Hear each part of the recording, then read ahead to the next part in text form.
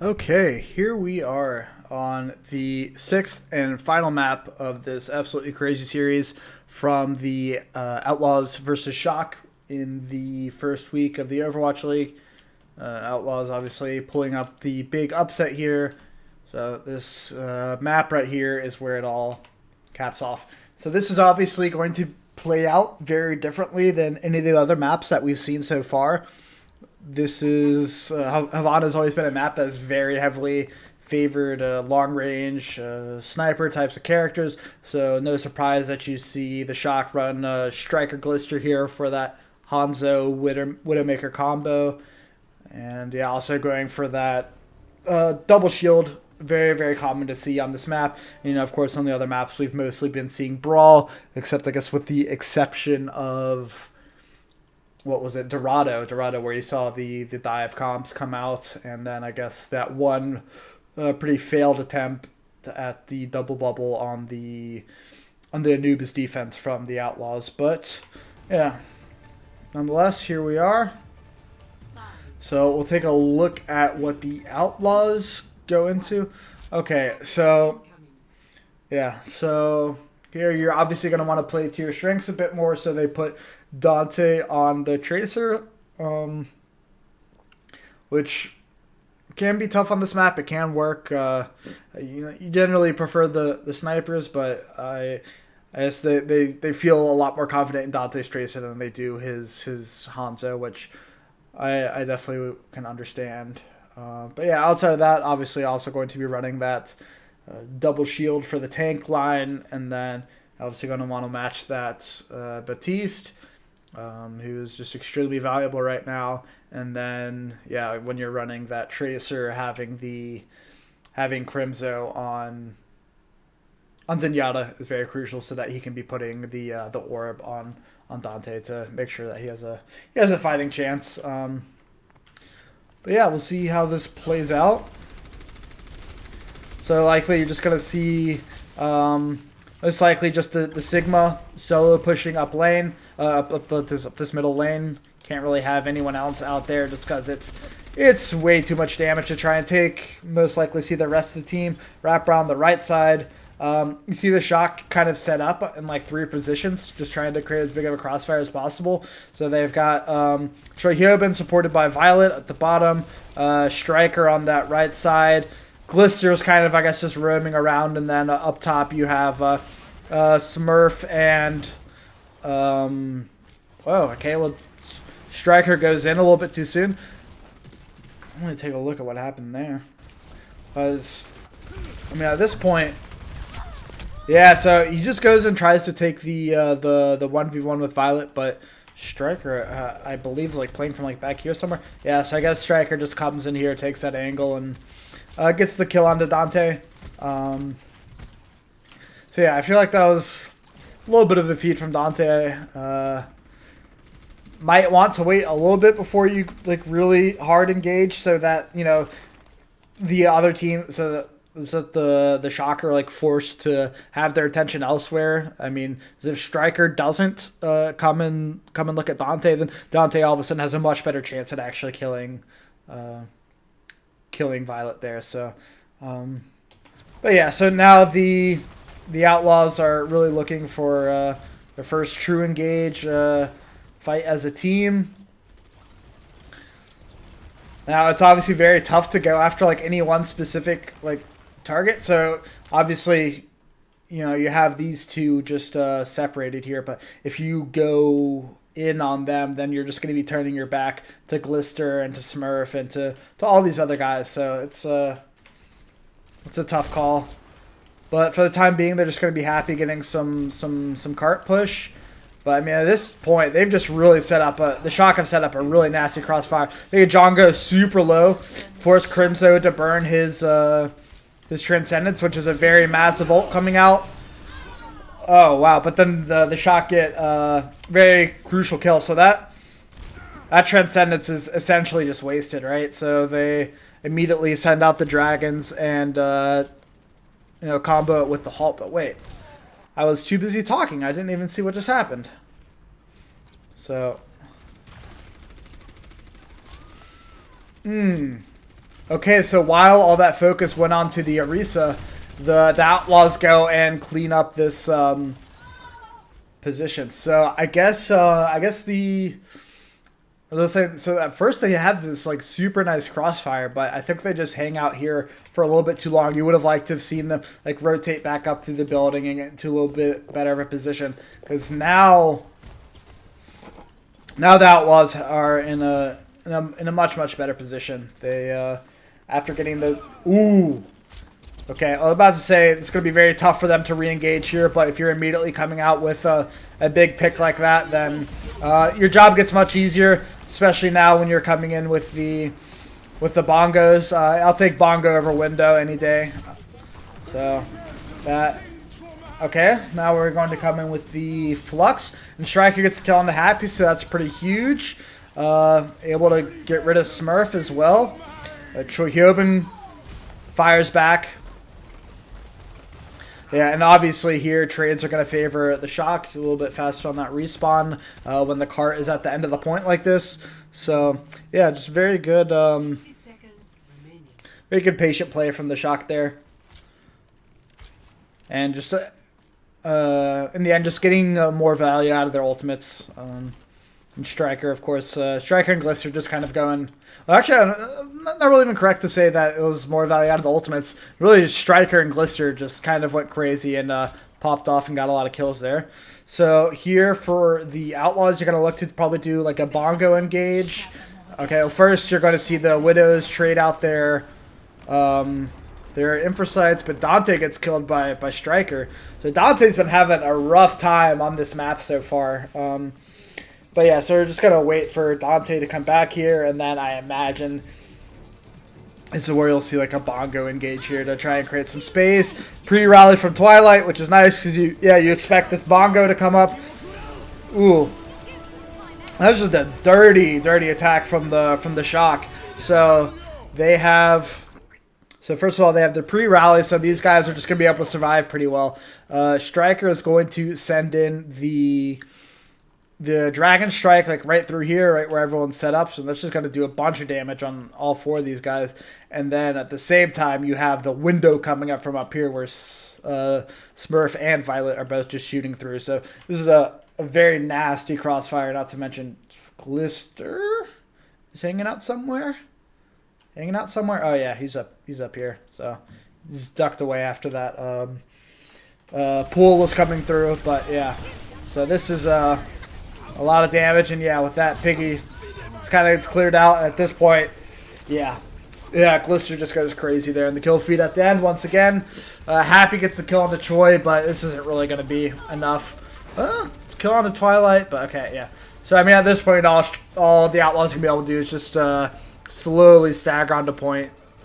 So this is okay. Well, I guess they got to kill Jongu now too. Okay, does manage to get the kill on the Striker, which could be something. Dante forced to recall. They don't have anyone out second touch. So yeah, yeah. So I think early on there's just kind of a bit of a DPS difference there.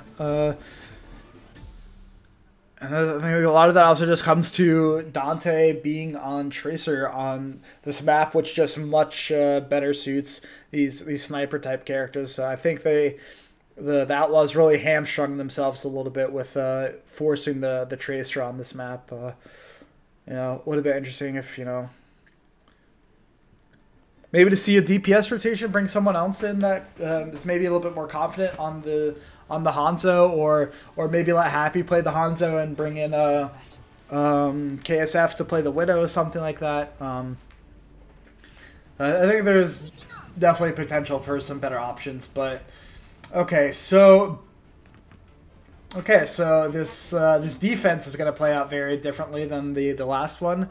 So here we see the rush comp come out from the Outlaws.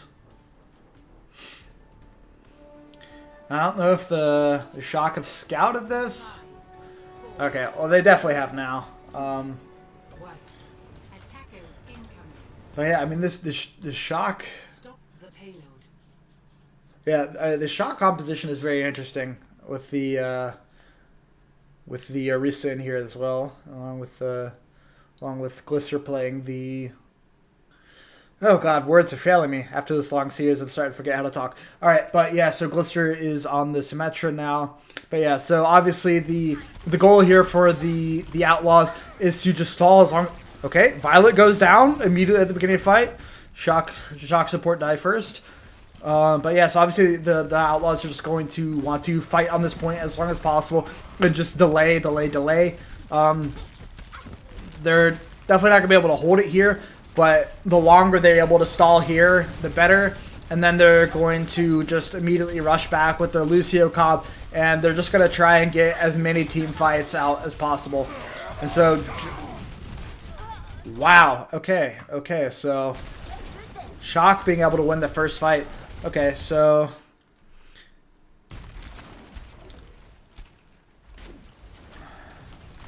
it looks like Jongu is just able to get in there and just get a bunch of swings in. So yeah, so even though, yeah, so that was even though they kind of walled him off, he was just swinging hard on them, and it just kind of turned into a situation of I'm not stuck here with you, you're stuck here with me, and is able to do a lot of damage. Then Dante looks like he brings up a very nice wall.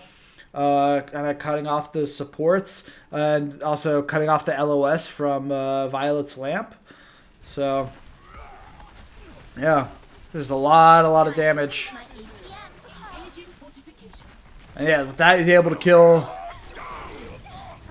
Okay, so able to kill Tayo, and then this shatter is just absolutely massive. Allows them to clean up the rest of the kills. So crucially, the Shock do at least they're at least able to kill one, so that means that this second fight should be a guarantee. You know, in most situations, a team that loses one will try and regroup here, but like I said, they don't care about holding this position. They care about stalling this point out as long as possible. So they are going to fight here until everyone dies. Yeah. But yeah, so with that engage from the window, that's just going to be too much. And you see all the Outlaws players, as they start to go low, they just all immediately run straight back to the point to make sure that that cart doesn't move an inch before everyone's dead. Right? Because if you start running away and the cart has already made progress by the time you die, that's just more ground that they'll make by the time that you're able to respond. So yeah, but yeah, once again, they're able to take another very quick team fight early on. Going to look to engage with Happy's Deadeye here. Okay, so just able to buy some space for them. Super, ooh. So the super nano is massive there, and Juby is just a bit too late with that. With that sound barrier. So that's actually a massive play. Just, oh, Happy getting actually a very crucial kill. So obviously the Outlaws are not going to be able to fight at full force here, but the fact that Striker's now out of the game, that means that the Shock won't be either. I was going to say, it would be a great situation for the Shock because, you know, you win that last fight only with Nano and the Outlaws lose their beat. But, yeah, so here Violet is going to try to zone them away with the window, but okay, I'm going to need to play this back. Spent too much time explaining without actually watching the fight. But yeah, so Violet's going to drop his window here. The wall is going to come up. Then the freeze will go onto Chohyobin, immediately followed by the blizzard. You get Smurf in that. Nero throws his own blizzard on, but okay, he catches Jongu, but he's safe here. Smurf doesn't catch anyone or with his shatter. Okay, but they're able to freeze him up and get the kill. So yeah, a good wall from Dante there, and being able to freeze him up there, they're just able to slowly take advantage of that fight. So yeah, 1 minute left here. Shock are kind of hanging around a lot longer than they need to, but yeah, so 1 minute left. Yeah, I mean, you look at these ultimates pretty favorably for the Outlaws. So, see how this plays out. Definitely try and at some point just zone them back with the Deadeye. You know, try and force some bad positions. Yeah, here we go. Here comes that Deadeye. Force out the wall. Oh, they force out Chohyobin's they force out his self-destruct, which is pretty massive. So that's one less tool that the Shock have. So that's you definitely take that trade. You definitely take that trade. Okay, so here comes the window. The nano. Oh my god. The nano on the Smurf is ultimately completely wasted. They don't do anything with that. But the big play there is Jonggu just yeeting that fire strike through the amplification matrix and getting Violet, which is massive. So that forces Shock now to regroup. Violet will be, yeah, he'll get there just in time for the fight to start back up. But once again, the Outlaws still got to prefer their ultimate advantage here. And with having to jump onto the cart this late is bad for the Shock. Ooh, they get Jonggu super low. He's able to get back, save him with the immortality field. It's a nice, oh, huge play from Jonggu. Huge play from Jonggu. Okay, so this is the team fight win for the Houston Outlaws. All right, and so with that, the Houston Outlaws are able to beat the San Francisco Shock and get the upset. But I do want to go back over this last play because there was just a lot going on here. So first of all, we're going to see Jonggu get naded, get taken low, but they're able to bring him back. There's also the wall that kind of prevents the Shock from going as aggro as they would like.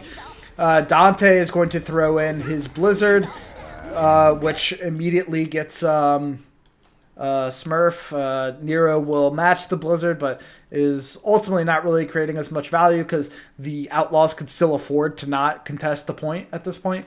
Glister will pull out the Deadeye, but Jonggu is just in a great position here to shatter both Violet and Glister. If he had been able to get Twilight too, that would have been insane. But yeah, kills Glister with the shatter, and then the bomb over the top is enough to finish it up. But yeah, I mean, just very, very well played from the Outlaws there. So obviously Jonggu was in a very, very bad situation with going low and also getting bionated. Put up the wall to be able to protect him. And then Dante just gets a ton of value with that Blizzard, freezing up both the tanks there for a second. But instead of really going after the tanks and immediately cleaning them up, you see the big Earth Shatter come out from Jonggu that just decimates that backline from the Shock. And with that, I mean, it's just a cleanup job from there. So yeah, this was overall just a super, super fun series to watch. I really enjoyed going back and analyzing it and trying to pick up on as much as possible. I gotta say, I mean, the Houston Outlaws really impressed me with just how disciplined their play was. I mean, I know I've probably said this 1,000 times, but the way they would just allow the Shock to drop a window first, and the Outlaws would just kind of back up, let it die down, and then re-engage hard and win that fight. They did that so many times over the course of the entire series, and they just seemed like they have a very, very good understanding of the current meta. And I say Jonggu also looked fantastic. I mean, both the rookie tanks looked really, really good, but Jonggu specifically had a ton of very, very high value Earth Shatters. Also had blocked some very nice Earth Shatters as well. So overall, good play from him. Piggy, you saw very good with his, I guess, partially luck, but he also got a lot of kills with his self-destruct where he just kind of lob it in and he would just catch FD got or something, just napping in the background. So the amount of times he was able to do that was pretty crazy. But you saw a lot of very good aggressive play from him on side, either peeling for his teammates or just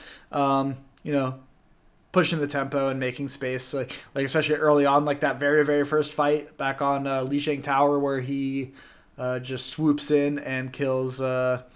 Or gets a bunch of damage on the Taio, allowing Jonggu to finish up. But yeah, and then I guess the other really big takeaway from the Outlaws is that Happy is just an absolute nut. Obviously that was already a known fact. I mean, if you didn't have Happy as one of your top hit scan players in the league, you're crazy. So he definitely just went and proved it. There, there's some situations where he just really came up massive for the Outlaws there. Yeah, I mean, I guess the support line also looked really good. Crimzo, I rated him pretty highly. I thought he played very well on the Dallas Fuel last year, and Juby had a couple of mistakes, like with the sound barriers coming out too late or whatever. But for the most part, I thought he played a really good game, and he's looking pretty good. So top to bottom, this Outlaws team is looking very strong. One thing that's very concerning is them trying to force Dante's Tracer when it's not really necessarily the optimal thing to run. With that attack that we saw here, would have much preferred to see a second sniper pick come out for that attack, but ultimately in the end they managed to pull out the win. And then with the Shock, I mean, honestly, they seem to struggle a lot. They especially in the supports, they were just dying first so many times. I felt like every other fight, it was like, oh, FD God or Violet are dead before the fight starts. So, I mean, it's just very, very tough to win games when you're losing your support first that often. But that also just kind of goes to show how good of a team the Shock are, that they still manage to take the series to 6 maps even when they're making so many mistakes like that. The Shock are a good team. Krusty's an amazing coach. I imagine they'll tighten things back up. They'll get to work after this. I don't think you'll see them misplaying like quite that badly. Also, I think they just in general didn't have quite as good of an understanding of the macro of how you play this comp. Because they just time and time again use that first window and weren't really able to get any value out of it. So they just kind of use it and sit back and allow the Outlaws to kind of gather themselves and then punch back harder. But overall, this was a lot of fun. I really enjoyed this. I definitely know it's still pretty rough around the edges. I know I say way too much, and probably need to work on my spectating skills and learning how to get all this to flow better. But overall, still a very fun process. As I said before, if anyone has any suggestions or anything like that on how to improve the quality of this, let me know. Happy to take any feedback that's available. Like I said, it was a lot of fun. I hope y'all enjoyed. I hope y'all are able to learn something out of this. And this will probably be this would definitely be the only only game that I review from week 1. But for week 2, I'll look to find a good match to try and review that. Hopefully will also be just as enjoyable as this one. But yeah, I will catch you next time. Peace.